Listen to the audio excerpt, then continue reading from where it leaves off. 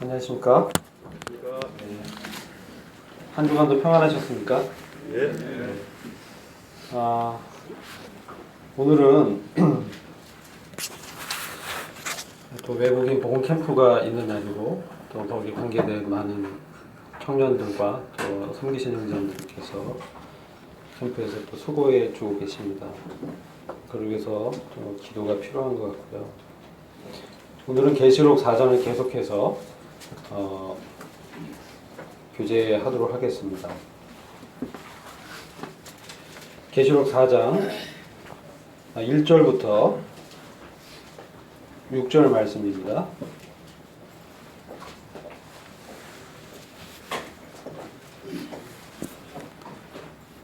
네, 찾으신 줄로 믿고 제가 읽어보겠습니다. 이 일 후에 내가 보니 하늘에 열린 문이 있는데 내가 들은 바 처음에 내게 말하던 나팔소리 같은 그 음성이 가로되 이리로 올라오라. 이후에 마땅히 될 일을 내가 내게 보이리라 하시더라. 내가 곧 성령에 감동하였더니 보라, 하늘에 보좌를 베풀었고 그 보좌 위에 앉으신 이가 있는데 앉으신 이의 모양이 벽옥과 홍보석 같고 무지개가 있어 보좌에 둘렀는데 그 모양이 녹보석 같더라. 또 보좌에 둘려 24 보좌들이 있고 그 보좌들 위에 24 장로들이 흰옷을 입고 머리에 금 면류관을 쓰고 앉았더라. 보좌로부터 번개와 음성과 뇌성이 나고 보좌 앞에 7 등불 켠 것이 있으니 이는 하나님의 7종이라. 보좌 앞에 수정과 같은 유리바다가 있고 보좌 가운데와 보좌 주위에 4 생물이 있는데 앞뒤에 눈이 가득하더라. 아멘. 오늘 읽었던 본문 말씀에 가장 많이 등장하는 단어가 어떤 단어일까요? 네? 예, 보좌죠. 보좌라는 말이 상당히 많이 반복해서 기록되어 있습니다. 제가 구약과 신약 성경에 보좌를 쳐서 서치를 해보니까 91개의 구절이 보좌에 관계된 구절로 기록되어 있습니다.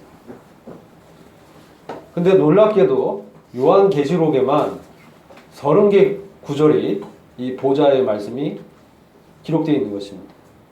성경 전체에서 3분의 1에 해당하는 그 보좌라는 말이 요한계시록만 집중적으로 기록이 되어 있어요. 그리고 신약 성경에는 45개 정도 보좌가 기록되어 있는데 그 중에 30개가 요한계시록에 기록되어 있다는 거죠. 3분의 2가 기록되어 있다는 거죠. 그리고 이 4장과 5장만 해도 보좌라는 말이 17회나 기록이 되어 있습니다. 아무도 하나님의 보좌에 그 이전까지 올라가 본 사람이 없었습니다. 그런데 오늘 본문에서 하나님의 종, 예수의 환난과 고난과 인내에 참여했던 이 사도 요한이 지금 성령에 감동되어져서 성령 안에서 이리로 올라오라는 그 주님의 말씀이 있었을 때 이제 보좌 가운데로 올라가진 것입니다. 그래서 그가 말로 형용할 수 없는 이 하늘의 보좌의 영광을 그의 눈으로 직접 본 것을 기록한 것입니다. 지금 제가 이 프레젠테이션 자료에 그 상상을 해서 그려진 것을 제가 PT로 좀 보여드리고 있지만 그 영광은 우리가 이 보는 것보다 이 보는 것을 훨씬 초월해서 그 하나님의 보좌의 영광에 그 앞에 섰을 때 완전히 압도되어져서 그 앞에 엎드러지지 않을 수가 없는 이 놀라운 이 광경인 것을 우리는 생각할 수가 있는 것입니다. 지금 보좌 가운데 계신 이는 바로 아버지 하나님으로 분별이 되는데 그 모양이 형용할 수 없이 빛나는 이 보석의 형상으로 기록되어 있습니다. 벽옥과 홍보석으로 우리 아버지 하나님의 모양이 기록되어 있는데 특이할 것은 이 벽옥과 홍보석은 제사장의 흉패에 처음 있는 그 보석과 마지막에 있는 보석입니다. 벽옥은 르우벤 지파를 상징하는 보석이에요. 그리고 이 홍보석은 베냐민 지파를 상징하는 보석입니다. 그 말의 뜻도 르우벤이 어떤 뜻입니까? 보라 아들이라. 베냐민은 어떤 뜻입니까? 예? 오른손의 아들이다. 바로 그리스도 아들, 그 아들의 영광을 나타내는, 그것을 상징하는 그 보석으로 보여지기도 하는 것입니다. 하나님의 영광이 이 보석에 상징화돼서 또한 보석과 같이 빛나게 비춰지고 있는 것입니다. 이 벽옥은 어떤 것입니까? 매우 단단하면서 맑고 투명한 것입니다. 그래서 어떤 것도 자를 수가 있는 것입니다. 그래서 이 벽옥은 하나님의 이 영광을 상징하는 것으로 보여지고, 홍보석은 무엇입니까? 그것은 피의 빛깔입니다. 붉은색입니다. 예수 그리스도 아들의 피가 흘려져서 진노가 행해짐으로 의가 나타나는 하나님의 은혜와 하나님의 이 진리의 의가 같이 보여지고 있는 것입니다. 지금 사도 요한은 바로 이 보좌에 올라가서 하나님을 보게 되는 것입니다. 우리가 신구약을 통틀어서 하나님의 영광 앞에 섰을 때 살아서 그 아버지를 본 자가 없었습니다. 구약의 모세도 하나님을 보고자 하나님의 영광을 보여달라고 했을 때 너가 나를 보면 죽게 될까 염려가 돼서 우리 주님께서 등의 모습만 보여주는 것을 우리가 잘 알고 있습니다. 근데 오늘 계시록 4장에서는 아버지의 형상을 사도 요한이 보았는데 그가 죽지 않고 그것을 그대로 보고 있는 것을 우리는 보게 되는 것입니다. 2절을 보시면 내가 곧 성령에 감동하였더니, 영어 성경에서는 성령 안에서, 영 안에서, 그는 순식간에 어떤 우리가 상상할 수 없는, 우리의 상상을 초월한 그 속도와 이 변화된 모습으로 하늘에 올라가 있는 것입니다. 이리로 올라오라. 이 말을 듣자마자 그가 순식간에, 눈 깜짝할 만한 사이에, 찰나지간에 하나님의 능력으로 그가 지금 하늘에 올려져 있는 것입니다. 고린도후서 12장에 사도 바울이 셋째 하늘에 올라가서 말로 형용할 수 없는 그 하늘의 광경을 보았지만 그가 표현할 수 없었습니다. 그에겐 제한되었습니다. 그런데 사도 요한은 말로 형용할 수 없는 이 하늘의 광경을 직접 보고 지금 우리에게 그 모습을 기록하라고 하나님의 말씀을 받아서 기록된 말씀으로 보여주고 있는 것입니다. 보좌는 어떤 곳입니까? 하나님의 통치와 심판과 행정이 있는 것입니다. 바로 다른 말로 하면 왕좌입니다. 왕이 앉는 자리입니다. 이 보좌가 자리 잡은 곳은 어디에 있습니까? 셋째 하늘인 것입니다. 고린도후서 12장에 사도 바울이 셋째 하늘로 갔다고 기록되어 있습니다. 그렇다면 우리가 첫째 하늘과 둘째 하늘이 있다는 것을 알고 있겠죠. 그래서 성경학자들이 첫째 하늘은 대기권까지 하늘을 말씀하고, 둘째 하늘은 해와 달과 별이 있는 그런 우주를 둘째 하늘로 보고 있고, 셋째 하늘 어떤 것입니까? 그 우주를 건너서 하나님의 영광이 임재가 있는 바로 그러한 하늘입니다.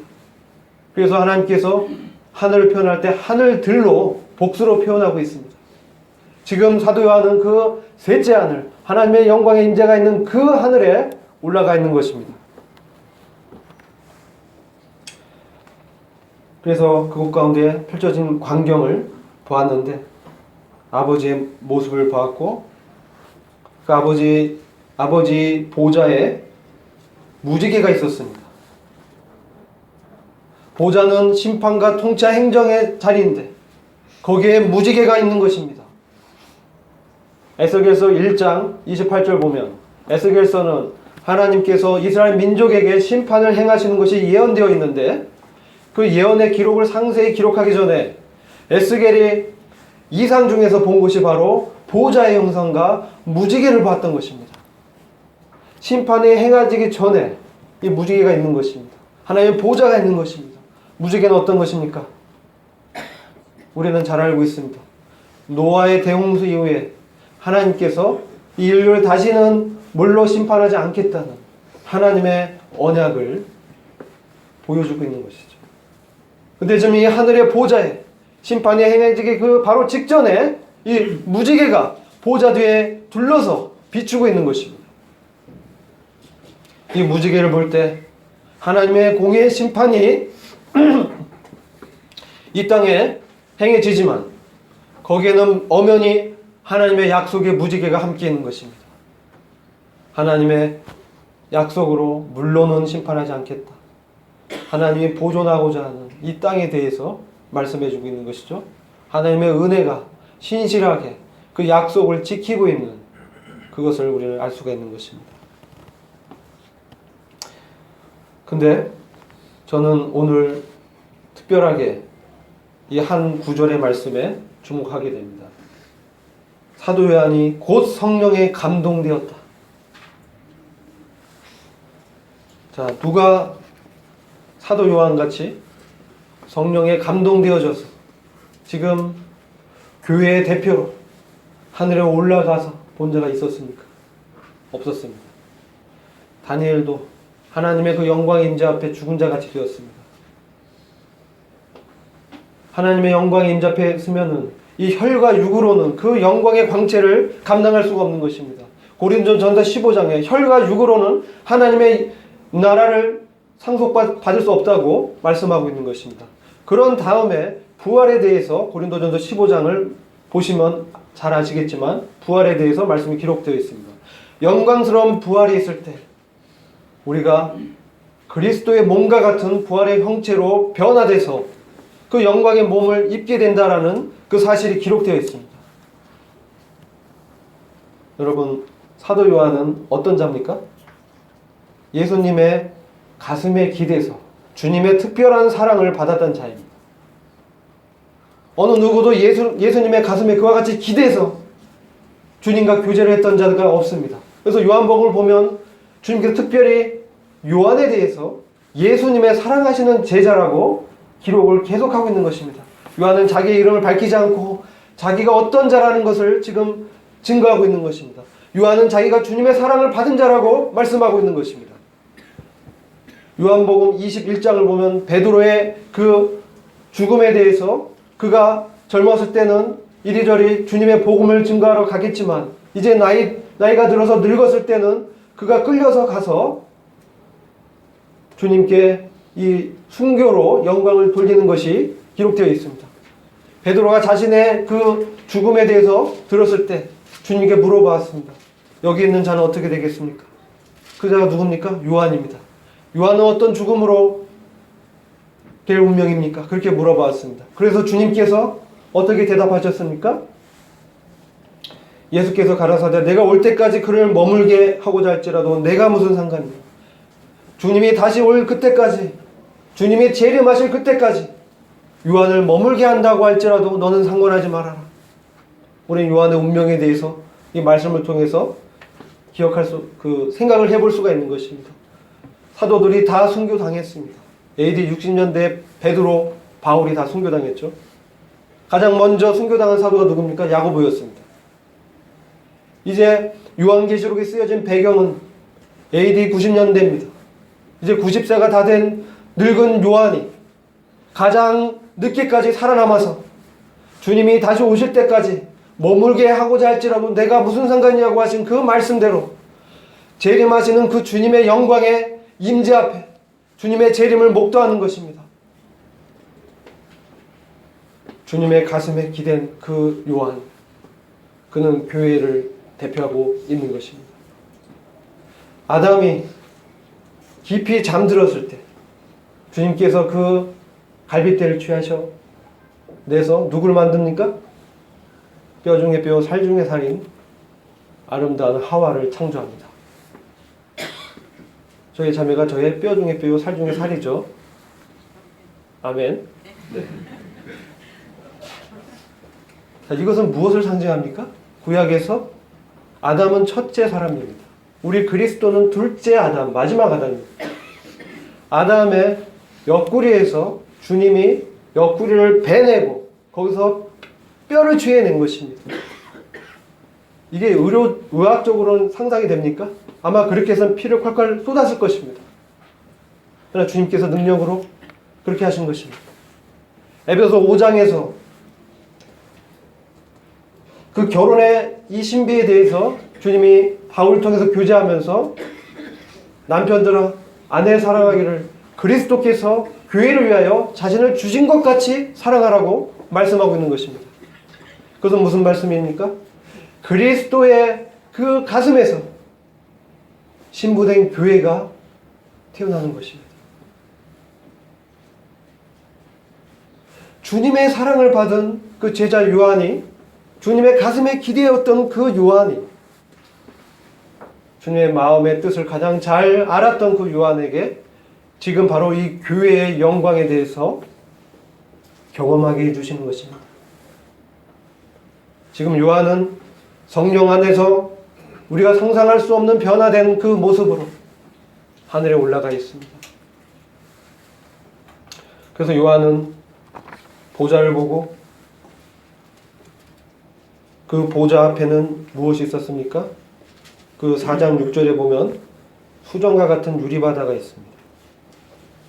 여긴 지금 PT자는 유리바다가 형상화되지 않은데 이건 사람이 상상할 수 없는 장면이죠. 바다인데 바다가 유리로 되어 있는 것입니다. 근데 그 유리가 보통 유리가 아니라 수정과 같이 되어 있는 그런 바다입니다. 바다는 무엇을 상징합니까? 바다는 인간의 변하고 혼돈된, 안정되지 않은, 평안하지 않은 그런 상태를, 영혼의 이 혼돈된 상태를 상징해 줍니다. 바다가 어떻게 형성됐습니까? 바다가 어떻게 커졌습니까? 노아의 홍수 때 하나님께서 땅속에 깊은 샘을 터올리고 하늘의 창에서 비를 쏟아서 바다를 더 크게 만드셨습니다. 우리가 바다를 볼 때 인류가 그들의 죄 때문에 심판받은 그것을 보게 되는 것이죠. 바다는 그런 것입니다. 그러나 새하늘과 새 땅 하나님의 그 영원한 나라에는 바다가 없습니다. 근데 지금 이 하늘의 보좌 앞에 수정과 같은 유리바다가 있는데 조금 이따 제가 자세히 말씀드리겠지만 이 유리바다는 단단하게 바다처럼 흔들리면서 파도가 치면은 이리저리 흔들리는 것이 아니라 단단하게 안정되고 견고하게 수정과 같이 굳어있는 바다입니다. 그것은 하나님께서 하나님의 그 마음 가운데 견고하게 어떤 목적을 갖고 만드신 그 바다인 것입니다. 흔들리지 않는 바다. 죄가 완전히 해결돼서 허물과 죄가 맞춰진 그것을 상징하는 심판으로 인해서 죄가 맞춰진 그것을 보여주고 있는 것입니다.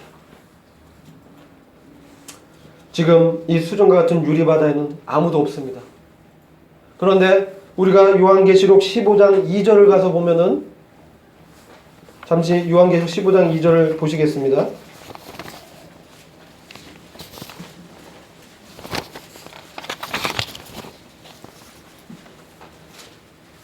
이 유리바닷가에 등장인물이 있습니다. 하나님의 보좌의 앞에 있는 수정 같은 유리바다에 요한계시록 4장에 없었던 이 사람들이 있는데 어떤 사람들이 유리바다에 서 있죠? 짐승과 그의 우상과 그 이름의 수를 이기고 벗어난 자들이 유리바닷가에 서서 하나님의 검은고를 가지고 찬양을 드리는 것이 예언되어 있는 것입니다. 그리고 요한계시록 7장 9절을 보시면 하나님의 보좌 앞에 셀 수 없는 큰 무리가 서서 큰 소리로 외쳐 구원하심이 보좌에 앉으신 우리 하나님과 어린 양에게 있도다 라고 기록되어 있습니다. 그러니까 13절에 장로 중 하나가 응답하여 내게 이르되 이 흰옷 입은 자들이 누구며 또 어디서 왔느냐. 14절 계시록 7장 14절 보시면 내가 가로되 내 주여 당신이 알리이다. 그가 나더러 이르되 이는 큰 환난에서 나오는 자들인데 어린 양의 피에 그 옷을 씻어 희게 하였느니라. 지금 이 바다 앞에, 보좌 앞에, 계시록 4장 앞에, 4장에 기록되지 않은 구원받은 셀 수 없는 큰 무리가 흰옷을 입고 있는 것을 보게 되는 것입니다. 자, 그럼 우리 계시록 4장의 시점이 어떤 시점입니까? 계시록 4장의 시점은 지금 하나님의 심판이 시작되기 바로 직전 하늘의 광경을 보여주는 것입니다. 마치 에스겔서 1장에서 그 이후에 이스라엘 민족에 대한 심판이 진행되기 전에 이 보좌를 상징하는 그 형상과 아버지의 형상과 무지개가 형상을 에스겔에 본 것처럼 지금 이 땅 가운데 하나님의 구속과 하나님의 심판을 행할 그러한 직전에 이 보좌를 보여주고 있는 것입니다. 이것은 무엇입니까? 하나님께서 자신의 소유물 이 세상을 끝까지 참으시다가 이제 교회를 부르시고 하나님의 영광의 통치에 함께 참여할 첫째 부활의 영광에 들어갈 그 교회를 다 부르신 그때 이제 그분의 심판을 행하실 것을 보여주고 있는 것입니다. 그래서 요한계시록 7장과 15장에는 보좌 가운데 유리 바다 앞에 많은 사람이 지금 서 있는 것을 보게 되지만 계시록 4장의 이 보좌 앞에는 그 유리 바다 앞에는 아무도 없는 것입니다. 그것은 바로 큰 환난이 있은 다음에 거기서 구원받은 큰 무리가 수정 같은 유리 바닷가에 서 있는 것이고 보좌 앞에 위치해서 하나님을 찬양하고 있는 것입니다. 이 말은 계시록 4장은 아직까지 심판이 진행되기 전이라는 사실입니다. 그러나 계시록 7장과 15절의 그 보좌에는 심판 중에서 순교자들의 영혼이 살아서 다시 부활해서 하나님의 그 보좌 앞에서 찬양을 드리고 있는 것입니다. 여러분, 제가 말씀하는 바를 잘 들어보시기 바랍니다.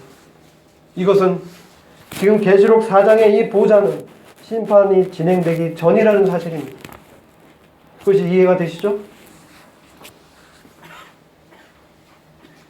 순교자들의 영혼이 살아서 다시 부활해서 지금 검은 고를 가지고 찬양하는 게 없잖아요.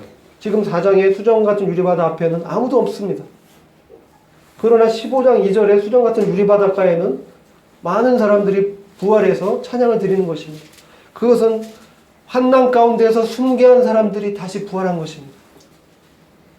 자, 그러면 계시록 4장은 분명하게 어떤 시점입니까? 환난이 시작되기 전입니다. 지금 환난이 지금 시작되기 전에 하나님의 보좌를 보여주고 있는 것입니다. 거기 누가 가 있습니까? 교회를 대표하는 요한이 올라가서 보좌를 보고 있는 것입니다. 거기에는 24장로들이 보좌 주변을 두르고 있습니다. 자, 이제 PT자를 보시면 보좌 주변에 머리에 관을 쓴 24명의 장로들이 보좌를 이렇게 둘러싸고 있습니다. 그렇죠? 앉아있죠. 그 뒤에는 수만의 천사들이 지금 서서 찬양을 하고 있습니다. 24장로들은 누굽니까? 이것이 대단히 중요한 것입니다. 구약의 역대상의 24장, 거기 24장이에요. 24장로. 이상한 우연의 일치인데 구약의 제사장들의 수가 24명입니다. 그러면 이 24라는 숫자는 제사장에 충만한 숫자입니다. 이 24장로대에서 여러 가지 견해가 있습니다. 그러나 요한계시록을 통해서 문자적으로 또 문맥적으로 해석해 보면 여러분 계시록 5장을 잠깐 보시겠습니다.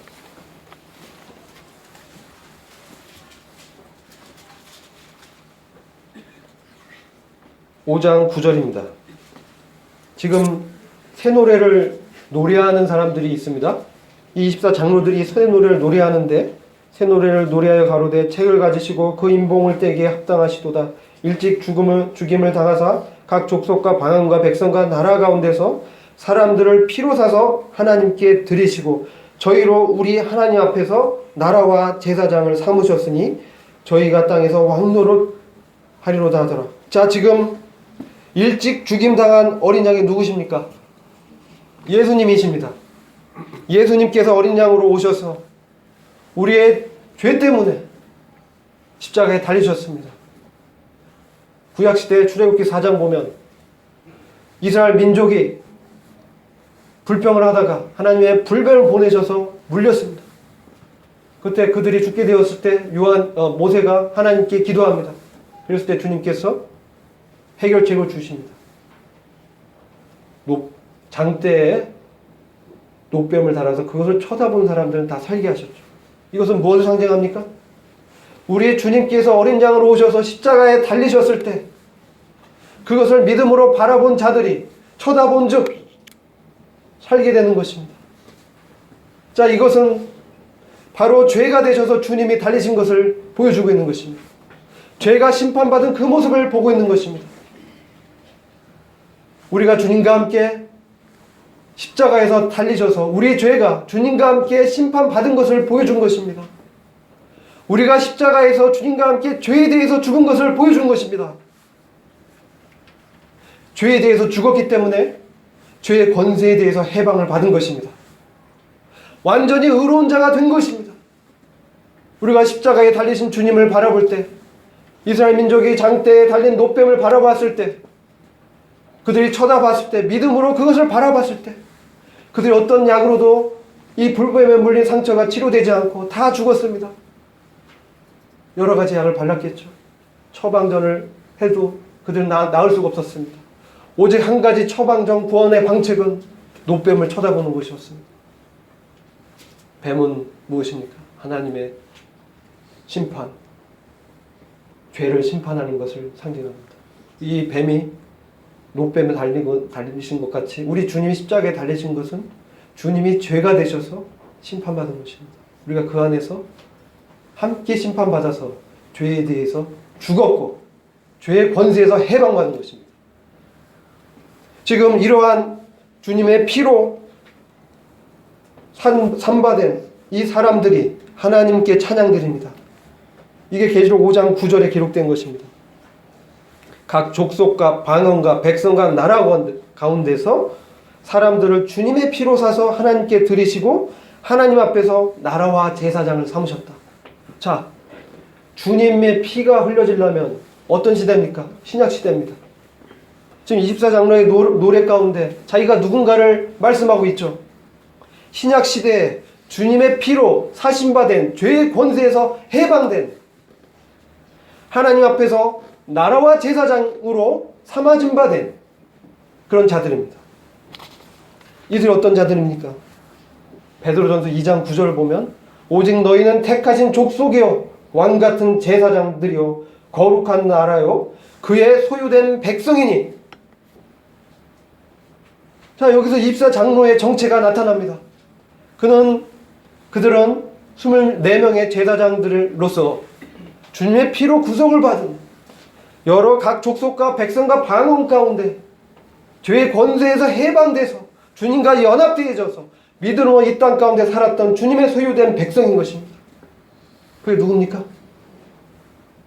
저와 여러분 속한 교회인 것입니다. 자, 24장로가 교회라는 사실을 여러분 성경을 통해서 우리는 알게 되었습니다. 그런데 지금 계시록 4장이 어떤 장면입니까?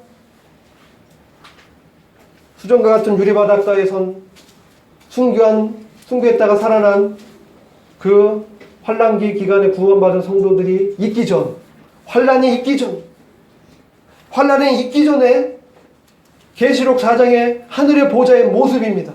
거기에 누가 주님의 보좌 주변에 앉혀져 있죠? 교회입니다. 이 말씀을 봤을 때 여러분 어떤 생각이 드십니까? 교회는 환란을 통과하는 것입니까? 어떻게 생각하십니까? 여러 사람들이 여러 가지 말씀을 인용해서 교회가 환란을 통과하고 환란 중간에 또는 진노 직전에 교회가 첫째 부활의 영광에 들어갈 것이라고 분별하는 분들이 있지만 모임의 성경 교사들은 이런 믿음입니다. 이와 같이 환란이 진행돼서 많은 순교자들이 있기 전입니다. 거기에 교회로 대표되는 24장로가 보좌 주변을 둘러싸고 있는 것입니다. 지금 이 사도 요한은 지금 현재 그가 이 시대를 살아가면서 주님의 그 권능으로 불려 올라가셔서 마치 그가 교회가 올라간 것처럼 올라가셔서 첫째 부활의 영광에 들어가서 지금 그 모습을 본 것입니다. 거기 교회를 대표하는 24 장로들이 있는 것을 본 것입니다.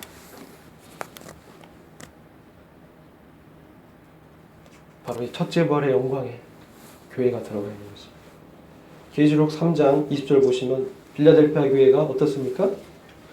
장차 이 온 세상에 임하는 땅에 거하는 자들을 시험하는 그 시험으로 해서 면해지는 약속을 받는 것이 기록되어 있습니다. 마태복음 24장을 보시면 장차 이 세상에 전무후무한 대환난이 있을 것이 예언되고 있습니다. 다니엘서 12장에 보면 이스라엘 민족이 그 이전에도 없었고 나중에도 없을 전무후무한 대환난 가운데 들어간다는 것이 예언되어 있습니다. 그럼 계시록 3장 20절에 빌라델피아 교회 성도들이 장차 온 세상에 임하는 땅에 거하는 자들은 시험하는 그 시험 가운데서 면해진다는 것은 시험으로부터 시험 중에 면해진다는 시험을 가운데 있다가 구원받는 것이 아니라 마치 욥이 소돔과 고모라 성을 하나님이 심판할 때 그 전에 구원받은 것처럼 빌라델피아 교회는 그 시험 전에 구원을 받는 것입니다. 이것은 데살로니가 전서 1장 9절을 보셔도 분명합니다. 거기 보시면 1장 10절입니다. 이는 장래 노하심에서 우리를 건지시는 예수시니라. 데살로니가 전서 5장 9절에 하나님이 우리를 세우시면 노하심에 이르게 하심이 아니에요. 오직 주 예수 그리스도를 말미암아 구원을 얻게 하신 것이죠. 자, 하나님의 진노의 심판에 이르게 하기 위해서 우리를 구원한 게 아니라는 거예요. 요한계시록의 5장에서 24 장로의 정체와 보좌 앞에 있는 수정 같은 유리 바닷가에 설 그 부활한 순교자들의 그 숫자와 또 요한계시록 3장에 빌라델피아 교회에 약속한 약속과 데살로니가전서 1장 10절과 데살로니가전서 5장 9절의 이 약속과 고린도전서 15장의 첫째 부활의 영광을 얘기할 때 고린도 교회 가운데 우리 모두가 라고 얘기하고 있습니다. 고린도 교회와 같이 문제가 많고 연약한 지체들이 많았던 그 교회 성도들 우리 모두가 첫째 부활의 영광에 들어갈 것이라고 말씀하고 있는 것입니다. 첫째 부활은 어떤 부활입니까? 그것은 계시록 20장 말씀을 같이 보시겠습니다.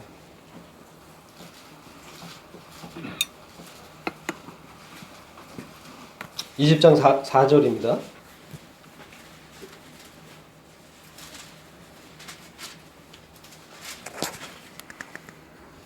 20장 4절 말씀을 제가 읽겠습니다. 또 내가 보좌들을 보니 거기 앉은 자들이 있어 심판하는 권세를 받았더라. 우리가 보좌 주변에 앉은 자들은 누구라는 걸 알았죠? 24 장로들이 계시록 4장에 보좌들에 앉아 있었죠. 심판하는 권세를 받았습니다. 교회가 심판하는 권세를 받은 것입니다. 또 내가 보니 예수의 증거와 하나님의 말씀을 인하여 목배임을 받은 자들의 영혼들과 또 짐승과 그의 우상에게 경배하지도 아니하고 이마와 손에 그의 표를 받지도 아니한 자들이 살아서 그리스도로 더불어 1000년 동안 왕노릇하니 그 나머지 죽은 자들은 그 1000년이 차기까지 살지 못하더라. 이는 첫째 부활이라. 이는 첫째 부활이라. 이 첫째 부활에 참여하는 자들은 복이 있고 거룩하도다. 둘째 사망이 그들을 다스리는 권세가 없고 도리어 그들이 하나님과 그리스도의 제사장이 되어 1000년 동안 그리스도와 더불어 왕노릇하리라. 21장의 새하늘과 새 땅에서 보면 영원히 우리 주님과 함께 왕노릇한다는 말씀도 기록되어 있습니다. 자, 그럼 지금 첫째 부활의 영광에 들어간 자들이 누굽니까? 보좌에 앉아있는 자들. 보좌에 앉아있는 자들이 누굽니까? 그건 제가 말씀드린 24 장로들이 앉아있죠. 교회의 대표들이죠. 교회죠.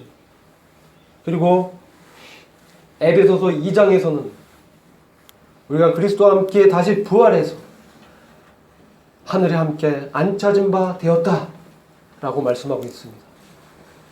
우리의 진정한 자리가 어디입니까? 이 세상입니까? 하늘의 보좌입니까? 하나님의 믿음의 눈으로 보면 우리는 하나님의 보좌에 24장로가 앉혀진 것과 같이 앉혀져 있는 자들이라는 것을 말씀은 증거해주고 있는 것입니다. 지금 우리가 이 땅을 살아가지만 우리는 심판하는 권세를 받았고 이미 하나님께서 영화롭게 하셨다라고 로마서 8장에서 말씀하고 있습니다. 그것은 무엇입니까? 영광의 구원을 받았다는 것입니다. 죄의 권세에서 해방되는 자로 이 땅을 살아가다가 그러나 우리의 육체의 연약함으로 때때로 이 죄의 본성으로 우리가 넘어지지만 또 우리가 어떤 때는 침체 가운데 빠져서 연약한 가운데 실족해 있을 수도 있지만 우리의 진정한 위치는 어디인 것입니까? 하늘의 보좌인 것입니다. 지금 주님이 그렇게 말씀하고 있는 것입니다. 하나님께서 우리가 지금 어디 있다고 말씀하고 있습니까? 그리스도와 함께 하늘의 보좌에 앉아졌다라고 말씀하고 있는 것입니다. 요한은 지금 그것을 가서 본 것입니다. 우리와 같은 자들이 어떻게 이 영광스러운 첫째 부활 하나님의 통치에 함께 참여하는 그리스도와 함께 더불어 다스리는 이 놀랍고 위험 있는 이러한 영광 가운데 들어갈 수 있겠습니까? 우리 자신을 봤을 때, 내 자신을 봤을 때 그게 가능한 일입니까? 그러나 보좌 앞에는 하나님의 은혜가 나타남을 우리는 알 수가 있는 것입니다. 우리가 비록 지금은 연약하지만 그리스도께서 부활의 첫 열매가 되셔서 먼저 올라가 계시고 우리는 그리스도가 잠자는 자들의 첫 열매들이 되었다라고 하는 고린도전서 15장의 말씀을 잘 알고 있습니다. 잠자는 자들의 부활의 첫 열매들이 되었다. 이 말씀은 부활의 첫 열매라고 단수로 얘기하고 있지만 그것은 first fruits입니다. 복수입니다. 복수인데 단수로 말씀하고 있는 것입니다.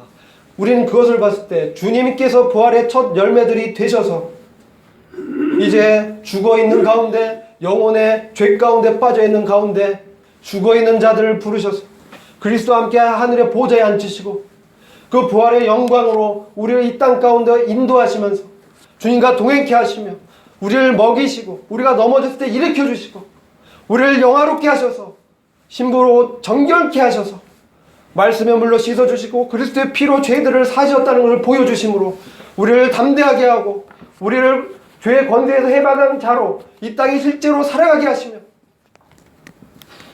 이제 그 부활의 영광 가운데 참여케 하실 것이라는 영화롭게 하셨다라고 말씀하고 있는 것을 우리는 보고 있는 것입니다. 이게 얼마나 놀라운 은혜입니까? 우리가 우리 자신을 봤을 땐 이건 불가능한 일입니다. 우리와 같은 자들이 그리스도와 함께 하늘의 보좌에 앉혀 있다니요. 말도 안 되는 일입니다. 라고 우리를 송사하는 자들은 말할 것입니다. 아, 저같이 죄에 물든 자가 어떻게 저런 영광의 자리에 있을 수 있는가? 죄 가운데 빠져있던 자들이 어떻게 저기 가운데 있을 수 있는가? 그러나 그리스도 안에서 우리는 완전히 의로운 자가 된 것입니다. 노뱀을 쳐다봤을 때 다 살았습니다. 십자가에 못 박힌 그리스도를 바라봤을 때 우리의 죄가 돼서 심판받으신 주님을 바라봤을 때 우리가 죄에 대해서 죽은 것입니다. 죄의 권세에서 해방된 자입니다. 우리는 이 땅 가운데 이제 부활의 능력으로 살아가는 자들인 것입니다. 이제 우리는 성령의 인도하심 가운데 그리스도께서 공급하시는 그 능력으로 그 생명으로 그 힘으로 이 땅 가운데 살아가는 것입니다. 우리는 하늘에 이미 앉혀진 자들인 것입니다. 지금 그것을 요한은 보고 있는 것입니다. 그리스도께서 먼저 잠든 자들의 첫 열매가 되셨습니다. 이것이 복수입니다. 그것은 조실절 단이 하나님께 바쳐주셨을 때 단으로 묶여져서 복수로 하나님께 드려지신 것입니다. 이와 같이 주님께서 부활의 첫 열매로 아버지께 드려지신 그때 첫 열매들로서 이 교회도 그 첫 열매들의 복수의 단에 포함되어져서 이미 드려지신 것입니다. 우리는 그것을 말씀을 통해서 이미 우리가 하나님께서 그렇게 보신다는 것을 보게 되는 것입니다. 이것은 큰 은혜입니다. 저는 이걸 생각할 때 하나님의 은혜의 영광을 찬양할 수밖에 없습니다. 우리가 지금은 나그네 되어도 화려한 천국에 멀자 나가리니 이 세상 있을 때 주 예수 위하여 우리가 힘써 일하세 주 내게 부탁하신 일 천사도 흠모하겠네. 화목해 하라신 그 주의 말씀을 온 세상 널리 전하세. 찬송가 508장입니다. 이 얼마나 큰 놀라운 은혜입니까? 우리는 이미 부활의 첫 열매들로 주님께 바쳐진 자들입니다. 우리는 주님과 함께 이 첫째 부활의 영광을 바라보면서 사도 요한이 그 벅찬 영광스러운 광경을 보았을 때, 그가 다시 반모섬에 왔을 때 그에게 닥쳐진 그 반모섬의 유배 생활이 그게 큰 문제가 되지 않았습니다. 저는 생각하면 그가 다시 풀려나서 에베소 교회에 돌아가서 주님을 섬겼다라고 말씀하고 있습니다. 우리는 이 땅 가운데 지금 이 세상에서 이방인요 나그네로 행하는 것입니다. 주 예수를 위해서 성령께서 인도하시는 대로 우리 몸을 복종시키면서 우리 몸을 주님께 드리면서 주님의 영광을 찬양하면서 주님의 말씀에 순종하는 것이 얼마나 큰 자유인지를 경험하면서 진리가 너희를 자유케 하리라 그 말씀을 참으로 경험하면서 이 땅을 주와 함께 걸어가는 것입니다.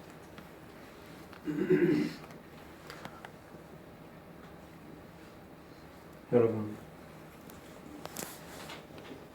이 첫째 부활의 영광은 어떤 사람들이 참여합니까? 그리스도 안에 있는 모든 자들입니다. 요한일서 5장에 이 세상을 이긴 이김이 무엇이냐? 그리스도께서 하나님의 아들이심을 믿는 자들이 아니겠느냐? 이 세상을 이긴 이김이 무엇이냐? 그리스도께서 하나님의 아들임을 믿는 자들입니다. 여러분, 그리스도께서 하나님의 아들임을 믿으십니까? 아멘입니까?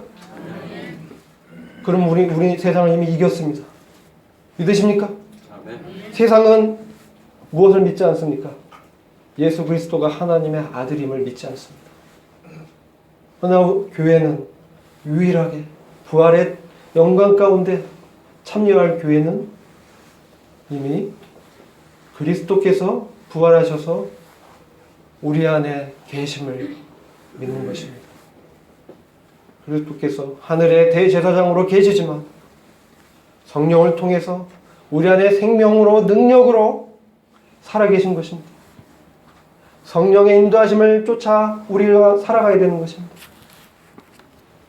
첫째 부활의 영광에 들어갈 자들의 이 삶에 대해서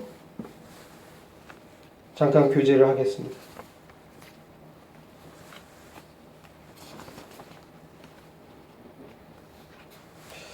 첫째 부활은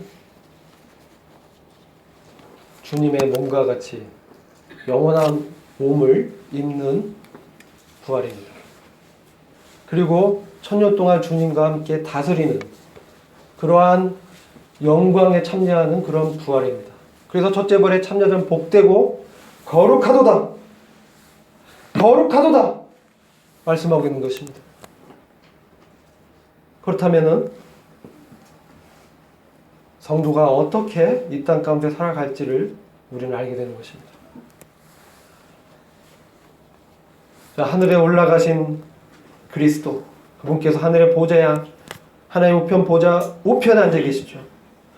우리 주님께서 올라가셨다. 에베소서 4장 8절 보면 하늘에 올라가셨다 하면 하늘에서 내려오셨다라는 것을 말씀하는 것이 아니냐. 그렇죠. 주님이 하늘에 올라가셨다는 것은 하늘에서 내려오신 분인 것을 반증해 주고 있는 것입니다. 그래서 사로잡힌 자를 사로잡고 성령을 선물로 주셨다라고 말씀하고 있는 것입니다. 자, 요한복음 3장에 주님께서 어떻게 살아가셨는지를 우리를 보고 있습니다. 왜냐하면 첫째 부활의 영광은 주님과 같은 몸으로 변화돼서 이 죄의 존재로부터 구원받는 영광스러운 구원인데, 이 땅 가운데 주님이 어떻게 사셨는가를 봤을 때 그 영광스러운 구원에 들어갈 자들이 어떤 자임을 우리가 알게 되는 것입니다. 요한복음 3장에 니고데모가 밤중에 주님을 찾아왔습니다. 선생님, 어떻게 하면 하나님 나라에 들어갈 수 있을까요? 주님을 선생님으로 알았죠. 그래서 주님께서 거듭나지 않으면 하나님 나라를 볼 수도 없고 들어갈 수도 없다. 너는 이스라엘 선생이면서도 어찌 이 사실을 알지 못하느냐? 하나님으로부터 다시 태어난 자들만이 하나님의 왕국에 들어갈 수 있고 볼 수 있는 것입니다. 근데 우리 주님께서 거기서 놀라운 말씀합니다. 내가 이 땅의 일을 말하여도, 하나님의 나라에 들어가는, 천국에 들어가는 그 일을 말하여도 너희가 더디 믿을진데 하늘의 일을 말한다면 너희가 어찌 이것을 이해할 수 있겠느냐? 라고 말씀하시면서 주님께서 어떤 말씀하십니까? 영생에 대해서 말씀합니다. 영생에 대해서. 그렇다면 하늘의 일은 어떤 일입니까?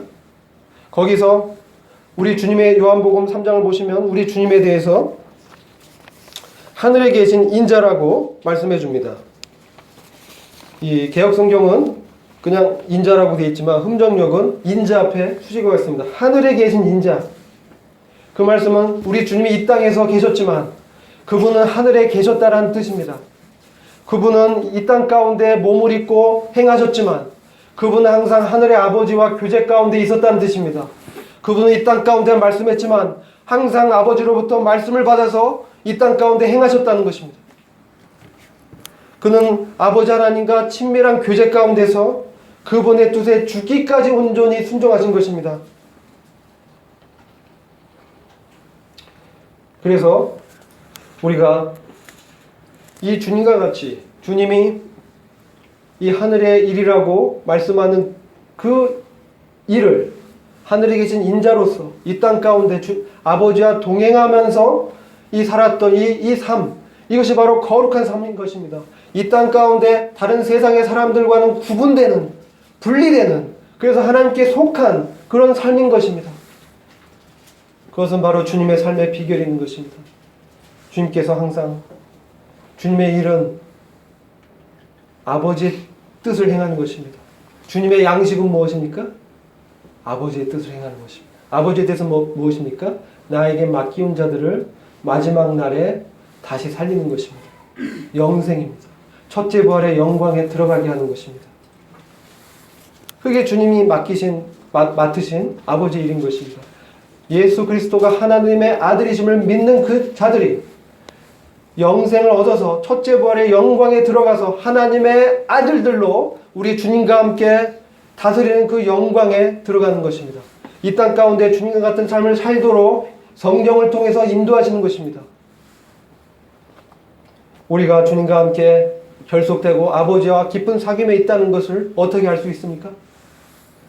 요한복음 14장 20절을 함께 보시겠습니다.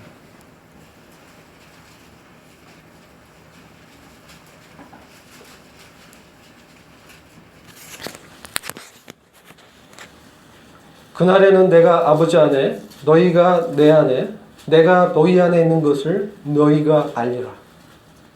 이 요한복음 14장에서는 성령에 대해서 말씀하고 있는 장입니다.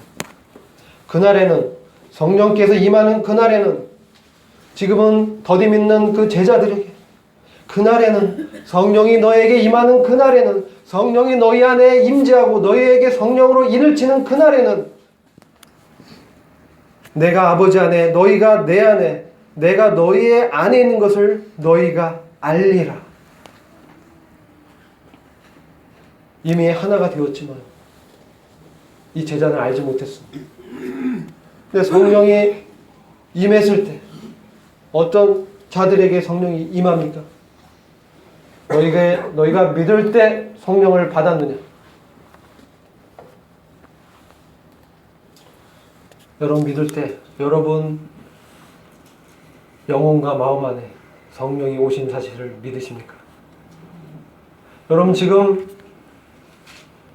여러분들이 여러분 가운데 임재하시며 여러분을 인도하시는 말씀을 기억나게 해주시고 또 교제와 삶 가운데 말씀으로 인도하시며 우리가 순종할 때 참으로 기쁨의 위로를 주시고 평안을 주시지만 우리가 말씀에 불순종할 때는 불평함과 답답함을 주시고 마음을 누르시는 그 성령을 경험하고 계십니까? 그러면 여러분이 그 사실을 안다면 아버지 안에 그리스도가 아버지 안에 너희가 그리스도 안에 우리가 그리스도 안에 그리고 그리스도께서 너희 안에 그리스도께서 우리 안에 있는 거죠. 그 사실을 확신하는 것입니다. 성령은 그것을 인치시고 보증하는 것입니다. 그렇다면 우리는 아버지와 그리스도와 하나가 된 것처럼 이 교제 가운데 하나가 된 것입니다. 그렇다면 이 그리스도와 아버지의 그 교제 가운데 하나 된 삶의 실제는 어떤 삶입니까? 그것은 첫째 벌의 영광에 참여할 것을 바라보면서 한 소망으로 주와 동행하는 깊은 사귐 가운데 행하는 그래서 내 안에 성령을 쫓아 행하는 그럼으로써 육체의 욕심을 이루지 아니하면서 그리스도 예수의 사람들이 육체와 함께 그 정과 욕심을 십자가에 못 박았다는 그 삶이 실제로 성령으로 살면서 실제가 되는 것입니다. 로마서 8장 13절에 너희가 육신대로 살면 반드시 죽을 것이로되 영으로서 몸의 행실을 죽이면 살리니 무릇 하나님의 영으로 인도함을 받는 그들은 하나님의 아들이라. 요한복음 6장 63절에 살리는 것은 영이니 육은 무익하니라. 내가 너에게 이른 말이 영이요 생명이라. 여러분이 우리에게 영과 생명으로 역사하는 이 성령과 주님을 경험하고 계십니까? 영으로서 몸의 행실을 죽이면 살리라. 마지막 날에 부활의 영광에 들어가는 그것을 말씀하고 있는 것입니다. 영은 무엇입니까? 내가 너희에게 이른 말이 영이요 생명이라. 영으로서 몸의 행실을 죽여야 사는 것입니다. 이 산다라는 것은 우리가 주님과 함께 천국에 들어가는 그런 삶을 못 산다는 것이 아니에요. 몸의 행실을 죽이지 않으면 살지 못한다 했을 때 몸의 행실을 죽여야 산다고 했다면 우리 죽이지 않으면 살 수 없지 않습니까? 여기서 이 삶은 바로 하나님의 생명으로 영생의 삶을 사는 것입니다. 우리가 구원은 받았지만 아까 요한복음 3장에서 땅의 일이라고 한 것은 무엇입니까? 하나님의 나라를 보고 들어가는 것입니다. 하늘의 일은 무엇입니까? 하늘의 신령한 복. 우리 주님께서 이 땅에 하늘에 계신 인자로 사신 것처럼 사도 바울처럼 그리스도의 그 고난에 참여하면서 부활을 맛보면서 표대 되신 그리스도를 향하여 달려가면서 이미 우리가 실패하고 성공한 과거는 뒤로 제쳐버리고 오직 주님을 바라보면서 나아가는 그 삶, 내가 나 안에 말씀하시는 그 성령의 음성에 순종하면서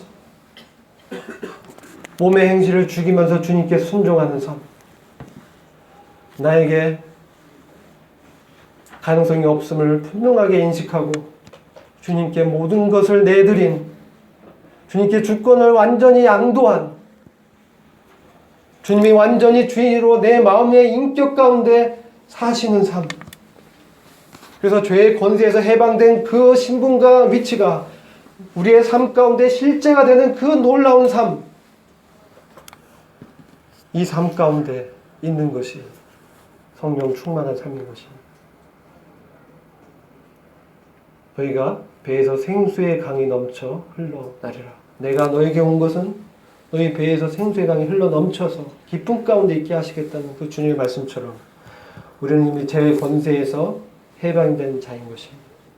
우리가 주님을 바라볼 때 마치 이스라엘 민족이 노뱀을 쳐다봤을 때 산 것처럼 우리가 주님의 그것을 바라봤을 때 주님을 죽인 것을 몸에 짊어질 때 날마다 예수 죽인 것을 몸에 짊어지면 그리스도께서 내 안에 사시게 하는 것입니다.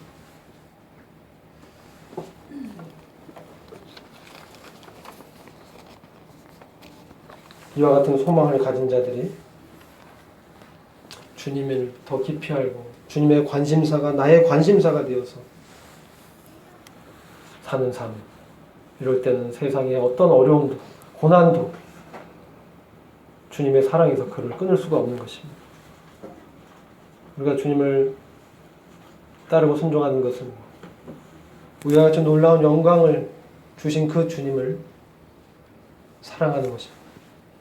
우리가 주님의 사랑을 이렇게 받았기 때문에 그 사랑으로 주님을 순종하면서 가는 것입니다. 그래서 이 사도 요한은 하늘의 보좌 가운데 자신이 그 거룩한 24장로의 반열에 올라갈 것을 보고 이제 이 땅 가운데 다시 내려와서 이 놀라운 영광을 본 자로서 몸의 행실을 죽이고 하나님의 말씀에 순종하면서 성령의 인도함을 따라서 살아간 것입니다. 우리에게 많은 육신의 정욕이 일어납니다.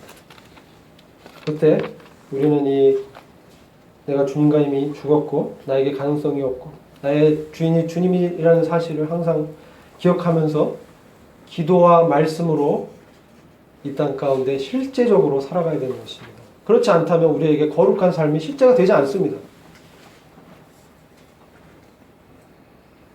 그럼 거룩한 삶을 살기를 원하신다면 우리가 주님과 함께 동행하는 것이 이론적인 신분의 위치의 자리가 아니라 내 삶 가운데 정말 일어나고 정말 그렇게 살고자 갈망하신다면 그런 자들로 부활의 영광에서 주님과 함께 다스리는 자들의 반열에서 당당하게 살고 싶다면 지금 이 땅 가운데 육체의 정욕이 일어났을 때 기도와 말씀으로 영으로서 몸의 행실을 죽이는 그런 삶이 실제가 돼야 되는 것입니다. 그 이론이 아닌 것입니다. 이런 삶이 실제가 되기 원합니다. 이것이 완전히 된 사람이 없습니다. 사도 바울도 자기도 완전하다고 하지 않았습니다. 아직 거기에 미치지 못한다고 얘기하고 매번 그런 삶을 달려가기를 소원한 것입니다. 이런 자들이 되기를 저도 참으로 간절히 소망하고 우리 대학로교회 형제자매님도 이런 자들로 함께 주님 나라 갈 때까지 그 부활의 영광에 함께 참여해서 서로를 위로하고 격려하는 그런 자들로 살기 원합니다. 기도하고 마치겠습니다. 주님 감사합니다. 주님께서 우리에게 참으로 놀라운 생명을 주셨음에 인해서 감사를 드립니다. 주님 참 우리는 이미 하늘의 우편 보좌에 앉혀진 자임을 보게 하신 것을 감사를 드립니다. 주님 저희가 이 땅에 살아갈 때 부활하신 주님과 함께 이제 그 능력으로 살아가는 자임을 생각하게 하신 것을 감사를 드립니다. 주님 참 저희가 이 세상에 참 지나갈 것들에 초점을 두지 않게 하시고 육체의 정욕이 일어날 때 참 이미 우리는 주님과 함께 죽었다는 것을 기억하면서 이 주님의 부활의 능력으로 살아가기를 갈망하면서 기도와 말씀으로 주님의 영으로 몸의 행실을 죽이는 실제적인 삶 가운데 들어가기를 간절히 갈망합니다. 주님 이런 삶이 저희의 삶의 실제가 되게 하시옵소서. 주님께 참으로 부탁드리었고 우리 주 예수 그리스도의 귀하신 이름으로 기도했습니다. 아멘.